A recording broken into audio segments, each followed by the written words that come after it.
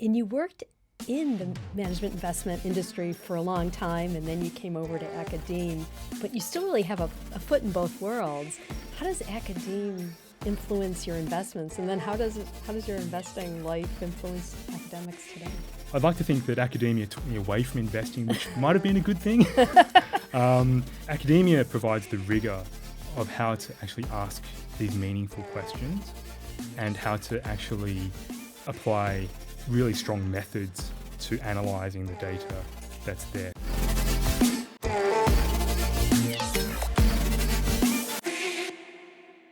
Welcome to International Business Today, where we discuss the most critical issues in international business with top academic experts and thought leaders. I'm Paula Kelajuri, a professor in the International Business and Strategy Group at Northeastern University's mckim School of Business, the sponsor of this podcast. Today we're talking about shareholder activism with a leading expert on the topic, Kevin Chuah. Kevin is an assistant professor, my colleague at Northeastern University's mckim School of Business, and also a research fellow at the Wharton ESG Initiative. Before becoming an academic, Kevin had an extensive career in the investment management industry, most recently as a portfolio manager at BlackRock. Kevin, welcome to International Business Today. Thanks a lot, Paula. It's a pleasure to be here. So, Kevin, let's just start from the beginning. What is shareholder activism? Yeah, so shareholder activism is the range of tactics and approaches that shareholders use to try to influence companies in terms of their policies and their practices. And traditionally, when we think about shareholder activism, you probably think of things like Wall Street, the movie, people like Gordon Gekko, right. Running a big hedge fund and taking Yes. big stakes in companies, trying to cut costs and restructure companies and things like that. That still happens. So there are still hedge funds that get involved in shareholder activism focused on those sorts of issues. But the research that I do and the area that I'm most interested in is how shareholder activists try to influence companies on sustainability-oriented issues. So things like how do they affect their climate change related strategies? How do they ensure that they're being better stewards in terms of their interactions with their employees and also looking after communities that they're part of as well? So shareholder activism isn't just, M&A or kind of cash ban anymore. It's really much more about things like ESGs. That's work right. That yes. you do. Yeah. So tell us a little bit more about that. Some examples, maybe. Yeah. So lots of, and I think there's a key difference here is the range of types of shareholders that get involved in shareholder activism on sustainability and ESG related issues. So it's not just hedge funds. Hedge funds are actually a minority player in this space. Oh, really? You have institutional investors, so you have mutual funds and pension funds getting involved. But actually the most vociferous groups that have historically been involved have been the non-profits. So you'll be surprised possibly to hear that it's included religious groups such as nuns, priests, rabbis. They were instrumental in the movement back in the 70s because they were trying to encourage companies like Coca-Cola to actually divest their operations from apartheid South Africa. And so that's evolved quite a lot over time. So it's brought in other types of shareholders as well. Individuals like myself, I do get involved in shareholder activism, but also other non-profits, NGOs, and community groups, university endowments sometimes, as well as those institutional investors that we've touched on before. Really interesting. You mentioned Coca-Cola as an example. What are some other examples? Oh, there's plenty of examples. Yeah. So one that I've been involved in the last couple of years. So I'm a board member of an NGO in London called Share Action, and they're a group that focuses on trying to lift standards within the investment industry to make sure that companies are being held to account, especially on environmental and social issues. And an example there is HSBC, which is the large bank based out of the UK. And we've filed resolutions at HSBC to encourage them to change the way that they they finance the fossil fuel industry. So they historically have been one of the largest funders of fossil fuel industry in Europe. And what we managed to do was get them to commit to phasing out and ending financing of the coal industry, which is one of the most dirty parts of that industry, and also commit to earlier targets in terms of their net zero ambitions. So that's on the climate side. On the Other social examples, side, yeah. This is great. again, through Share Action, there's a company, a large supermarket company in the UK called Sainsbury's. And, they're very good at what they do, and they have a huge employee base. And what we tried to get them to do last year was to get them to commit to paying a living wage. So making sure that their employees are being paid enough to survive and not have to rely on other benefits from government and other sorts of income that they have to have from maybe a second or a third job. And in that case, we weren't successful immediately in terms of getting Sainsbury's to agree to change. That resolution actually went to a shareholder vote. Mm-hmm. That was the first time that a living wage resolution actually went to the vote, to the shareholders. And we got about 20% support, which for a first-time vote on a relatively new issue is pretty impressive. So as a minority shareholder, do you have to work with the media to get more majority? How does that work? How did it work with Sainsbury? Yeah, so with Sainsbury, in the UK, it's quite a complex situation. So normally you need quite a large shareholding to get the attention of these companies.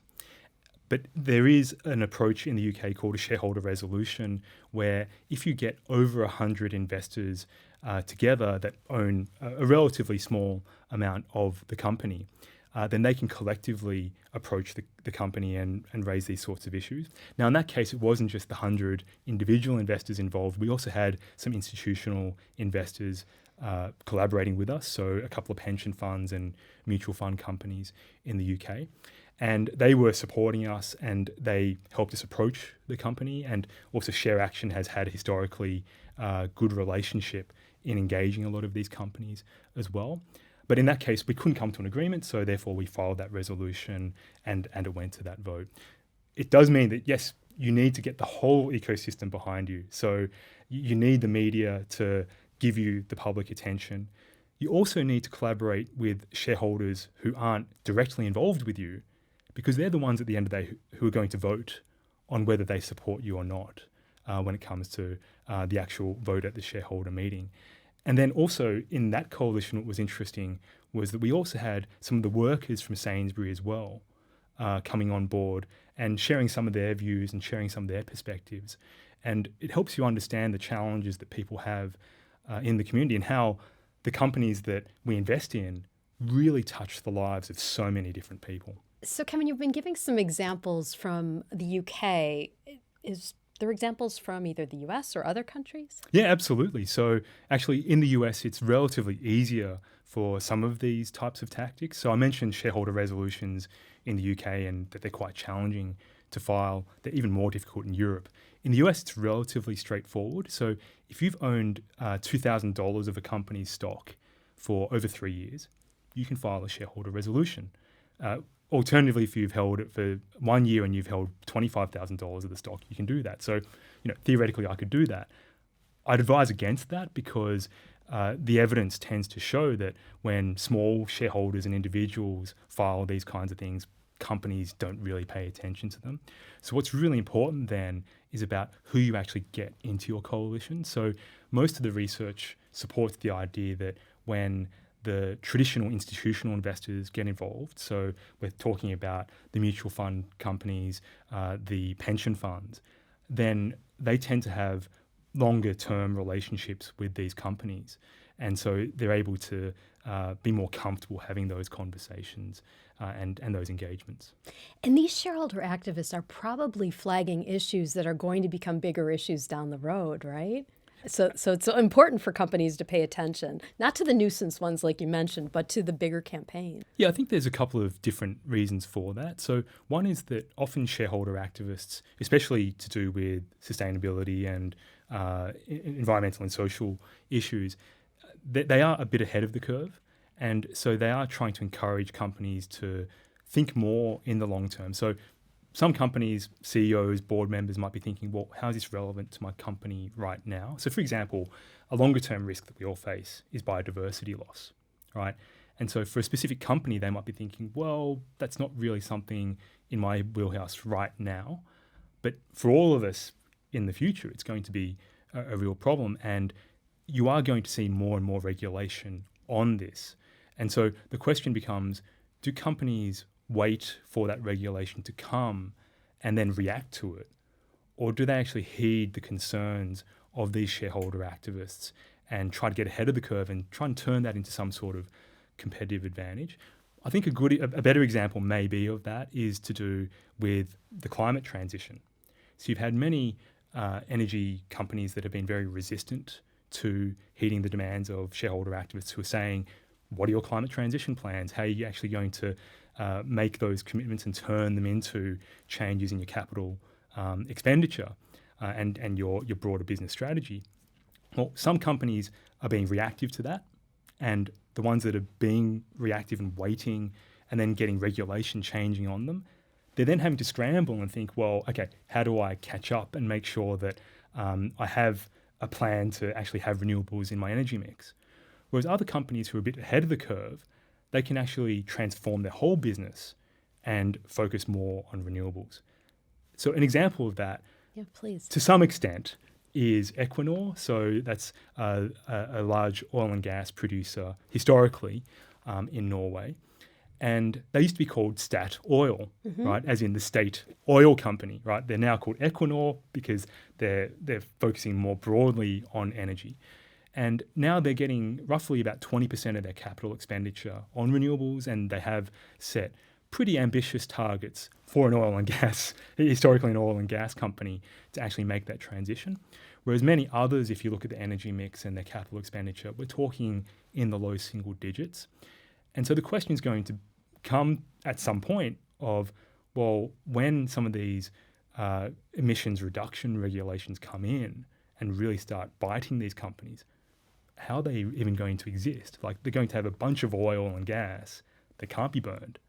And they've spent all this money on infrastructure focused on that industry or that segment of the industry, and they haven't really changed the energy mix. Right. So it's about, do you want to be reactive to changes that are coming down the pike, or do you want to actually listen to the demands of your shareholders right now who are thinking, well, how do we make sure you're in business in 10 and 20 years' time? And those shareholder activists can help you be more proactive with your ESG goals. And Certainly. one thing that I think is really important there is that these shareholder activists are not only the NGOs, they're not only those religious groups that we touched on before. Many of them are these institutional investors that hold stock in many different companies, right? So if you're a mutual fund and you're approaching an oil and gas major about what's their transition strategy on the climate side, well, they're seeing the transition strategies of every other company in the sector, right? So actually, it's not a bad way of ensuring that you're getting information about your competitors Right. coming from your shareholders. Now, of course, it's all non-material public information, and we have to be careful in terms of the communications that go on there. But at the same time, it's just getting that sense of the field of what is best practice. Right. So I think there's a lot that managers can learn from that. But at the same time, yes, there's a lot that shareholders themselves can learn. And it's learning about what is possible at what speed as well. So we have to be a bit realistic about what's possible. But when it comes to something as existential as the climate crisis, we have to think also, well, how much time do we actually have? So it's wealth creation at one level, but it's also broadly stakeholder, concerns at another, and the environment being a big one. That's right. And with the wealth creation side, it's almost wealth preservation as well, because yes, it's about, yes, we want to generate return on equity, and we all want to have really large retirement savings pools. I'd love to have a large retirement saving pool. But at the end of the day, it's, well, am I going to have a savings pool at all?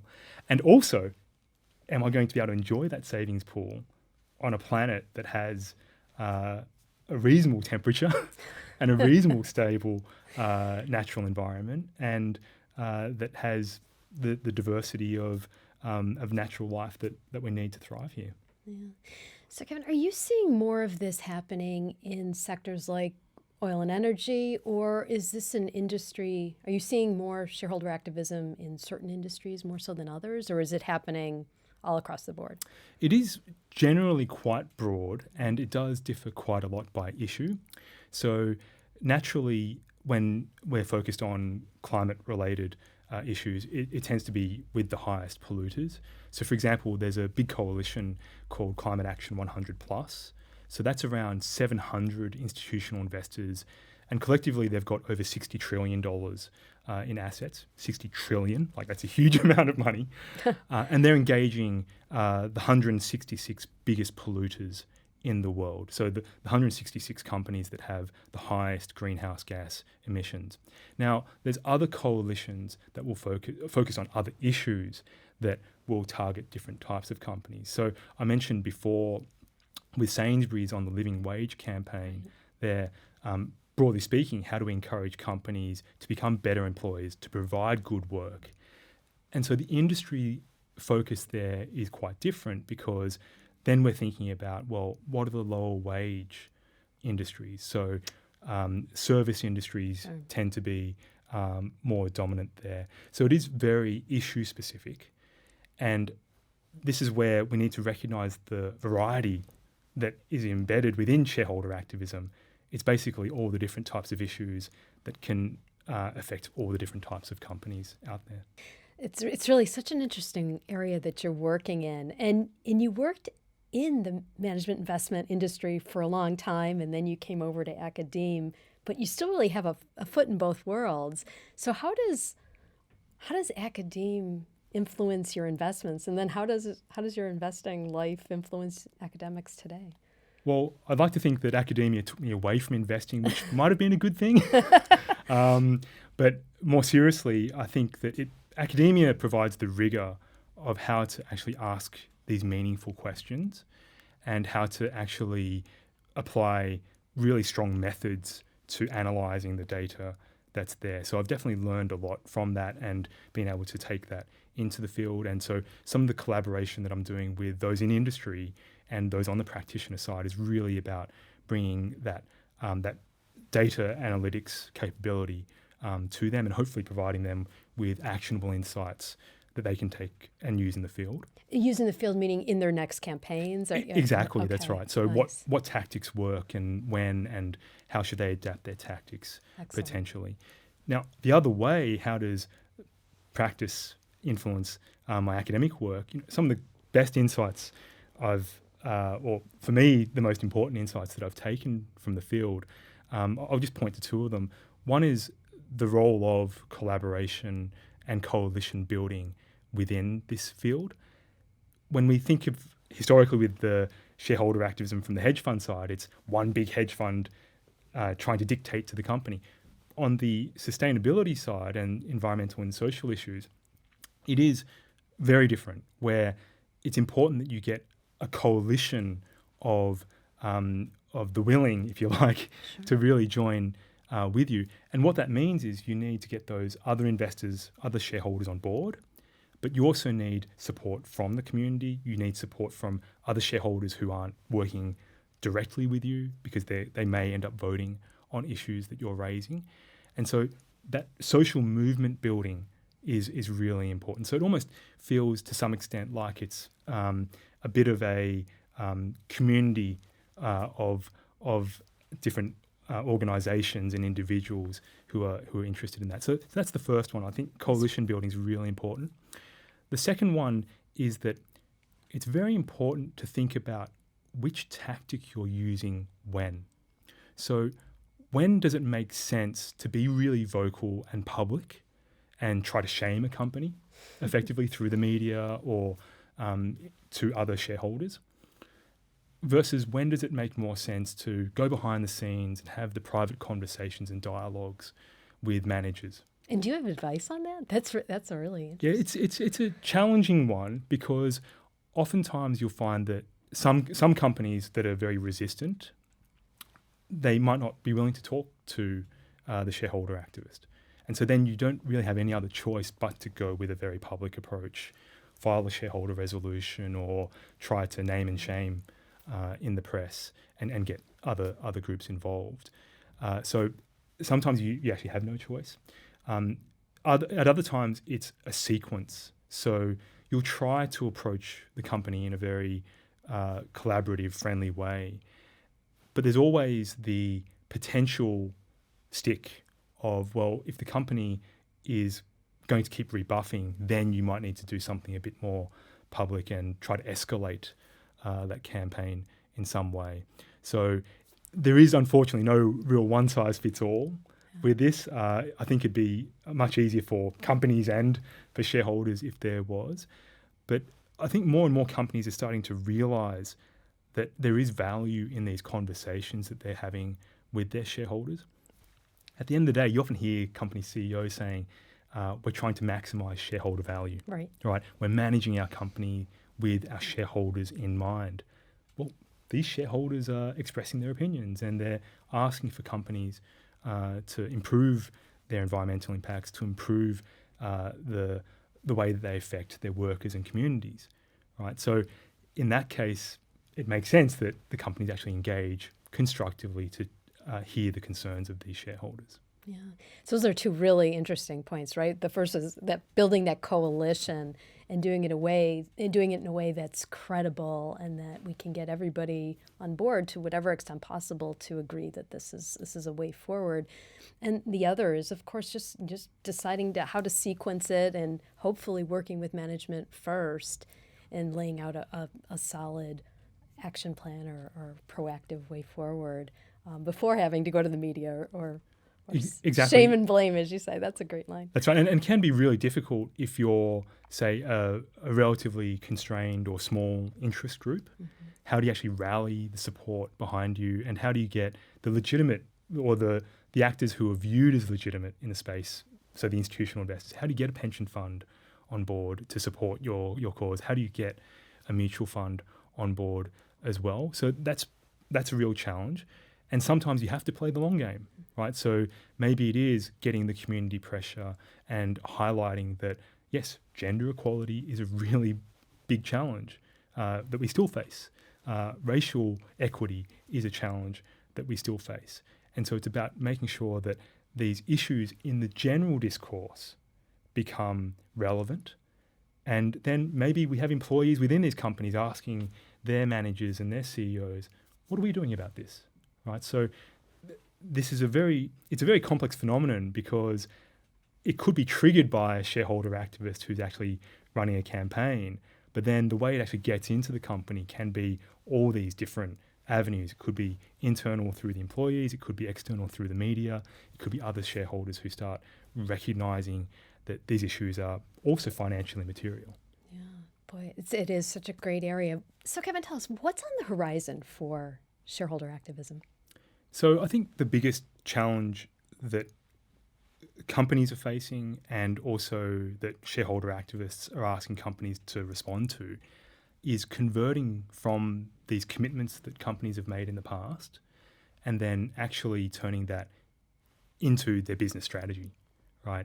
Mm. So I used the example before of Equinor actually shifting the mix of their energy portfolio. That's an extreme case. We don't have that many energy companies that are doing it in such a meaningful way. And even still, I'd argue that Equinor still have a long way to go, right? But it's, yes, setting these targets and saying that net zero matters. Yes, having a diverse and inclusive workplace really matters. But then once you've set those targets, what's the next step? What's the decision you're making in terms of your hiring decision or the way that you actually go about embedding these practices into your hiring process, right? So are you going to then have diverse slates when you're doing your interviewing, for example? Are you actually even keeping track of this information within your company? And then on the climate side, well, how are you going to make sure that the investments you make, you're actually costing in the effect that it's going to have in terms of your likely emissions in the future? And it's, yes, what are the emissions impact of that in 5 years? What's the emissions impact going to be in 30 years' time? Actually setting those metrics. Exactly. So it's really converting from that commitment to implementation. And that's where I think you're going to see more and more pressure from shareholder activists because, yes, these companies have agreed to make these commitments, make these disclosures, right, and provide all the details and the transparency. But what does it actually mean? What are you doing? Yeah, when the rubber hits the road. Yeah, right. So, Kevin, for the listeners of International Business Today, what would you kind of recommend from your perspective? So I think about the different hats that I wear. So I'm an investor, I'm an individual who's a member of my community. I have a pension pot, and I'm also an employee, right? So there's many different ways that you can interact with these issues. So as someone who has a pension fund holding, how the pension fund and how the investment managers used by my pension fund actually deal with these issues is going to affect how much of a pension I end up having, right? And also whether I'm going to be able to enjoy that pension and the type of world we live in 20, 30 years' time. And so for me, it's about then asking my pension provider, what are they doing when they're engaging or trying to choose which investment managers are managing our money? Or if they're actually holding stock directly in these companies, how are they actually interacting with those companies? So that's as a, broadly speaking, an investor. As an employee, it's recognizing that maybe I have a voice, maybe I can express my concerns to my managers, to the senior leaders of my company that I work for.